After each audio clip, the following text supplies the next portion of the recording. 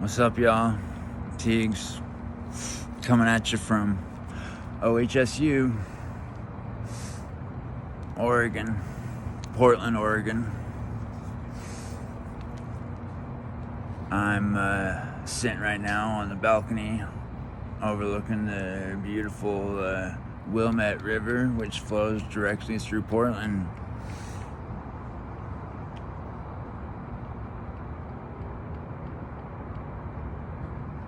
That is one nice thing about my stay here. You have to take what you can out of the positives from where I'm at right now. For those that aren't aware, I had a horrible accident, and that's basically what it boils down to, is just dumb oversight on my behalf.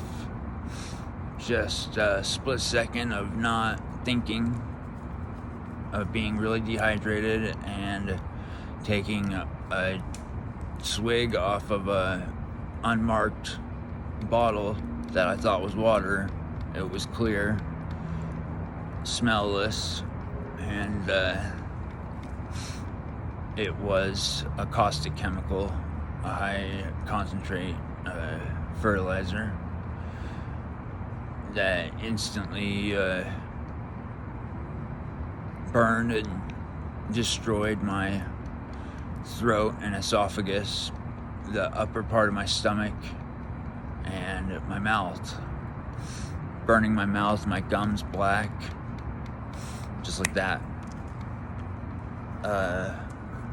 As soon as it hit my mouth, I instantly was spitting it out the best I could. I knew a second it happened that it was serious trouble, that it was no good, that I had messed up bad, and I was running from there to try to find water where I knew water was, but it was a quarter mile away, and I was already sweating profusely, dehydrated, and all my veins and blood vessels were starting to constrict as a natural defense from my body not wanting to spread the chemical throughout my body. So it was cutting off my circulation to the rest of my body. So by the time I finally got to where water was, my limbs were starting not to work correctly, and I just started throwing water down my throat and just, trying to get it, whatever chemical was left, out of, my esophagus and my mouth, but it was way too late by then. The damage was done, and I couldn't even throw up. I was so dehydrated. There was nothing to throw up.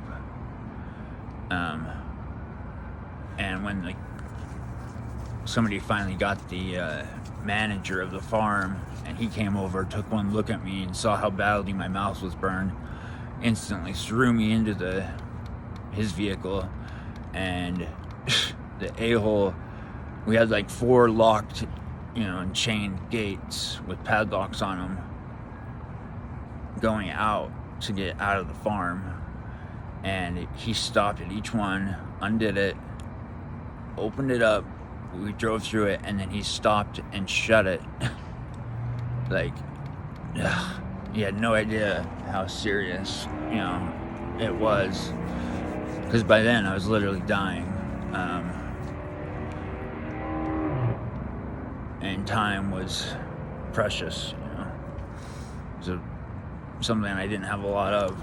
So we actually made another stop at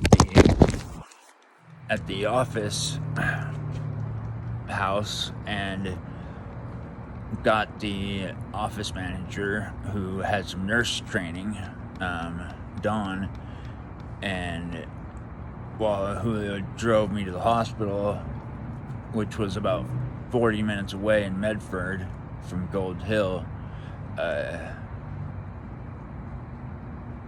I was trying, by then I was starting to puke, and she's screaming at me, no, don't throw up. The poison control said, don't throw up, you'll just burn yourself more. And I'm like, I can't help it,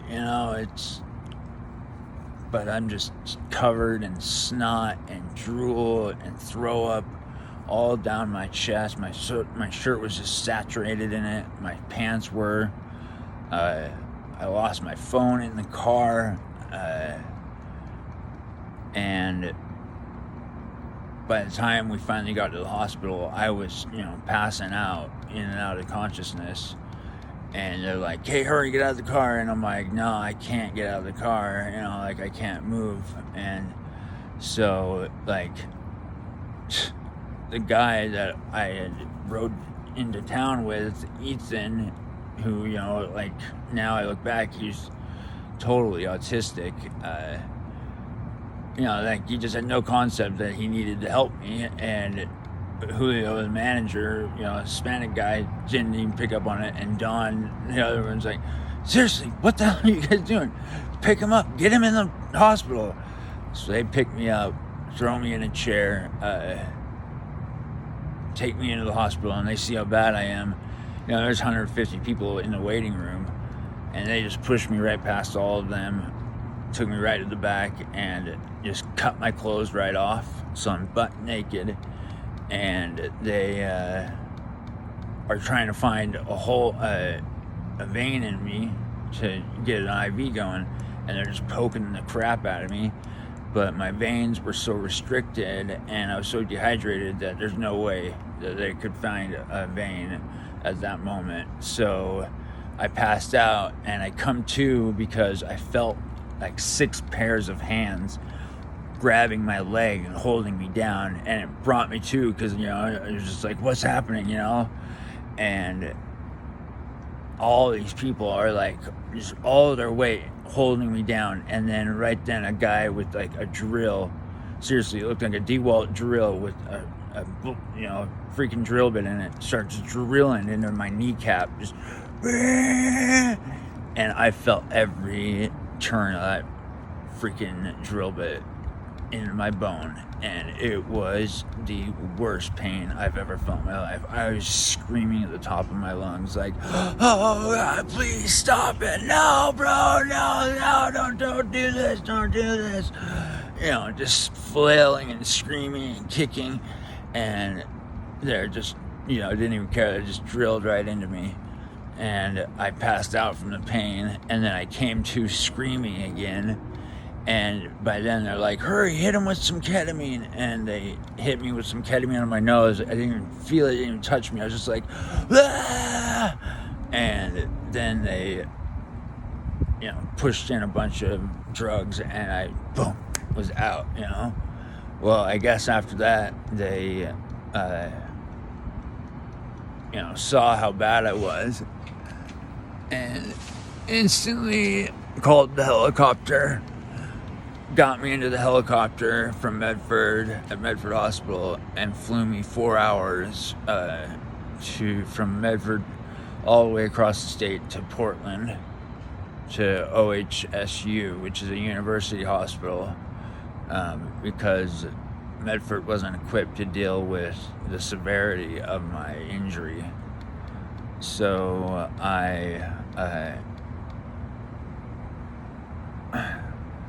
woke up after being in a medically induced coma a week and a half later, and had no idea where I was. I just came to with a tube down my throat. I was incubated, and I'm just totally disoriented and just baffled as to where I was, So I'm just like, get this freaking thing out of my throat, and it took me like 5 hours of convincing, but finally I convinced them that I was good enough off that they could take the thing out of my throat. And they're like, this could damage your throat. And I'm like, I don't care, get it out. And they pulled the tube out, And I was like, I can't really talk, you know. I thought I'd lost my voice for good.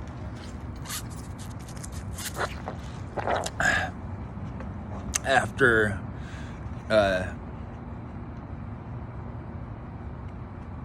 they did that, they did a scope down my throat and saw the severity of my injuries and how much scarring there was, and just totally swollen and pussing and oozing all down my throat, to where they I was in there for 2 months. No, I was in there for a month, and then they, because this hospital's so full, it's at 100% capacity, they needed to get me out of here, and so they got me out, really pushed me out of the hospital before I was really ready to. I couldn't swallow anything, and my cousin came up, picked me up, and I was out for 2 weeks. That whole time, I never was able to eat or drink anything.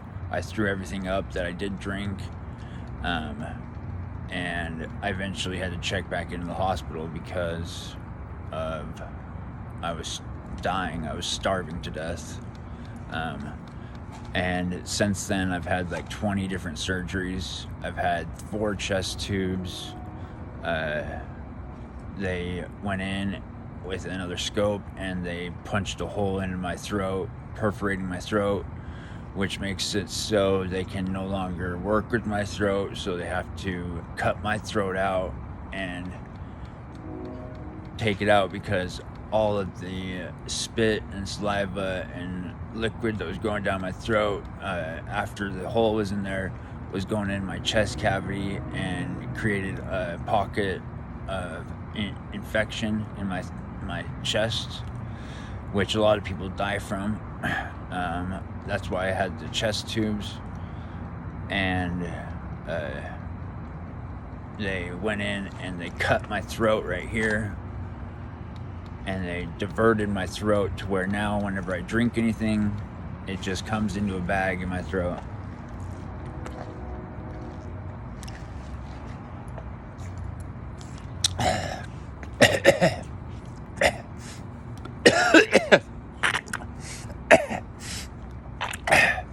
You hear that? Yep. So you ask me, why then, Tegan, would you drink anything if it does you no good and doesn't even go to your stomach? And that is because, can you imagine living without any food or water or anything at all in your life?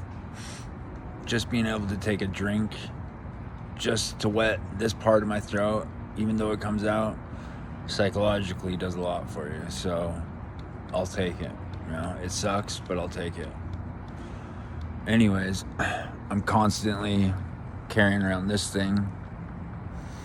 At one time I had so many bags and things coming in and out of me that they said I set the record for the hospital. Not a record I want to have, but this is what I'm dealing with. Trying to have the best attitude I can about it, but they're telling me 6 months to a year before they'll even do my major surgery. They say I have to build up my strength and my nutrition, fat, to be healthy enough to have the surgery, because they say it's only a one deal shot. If they screw it up, they won't be able to fix it. So they need me at the healthiest. And so I told them, I said, I can't wait a year. I'm like, you're gonna do this surgery in 3 to 6 months, or I'm not gonna go through you guys. I'm gonna go through another doctor. So figure it out, but I'll do everything I can to make it work and to be the healthiest I can be for them, so I have the best shot. So that's where I'm at, people. Just another day in paradise, right? Hey, but at least it comes with a view. And with that, I love you. I might not know you,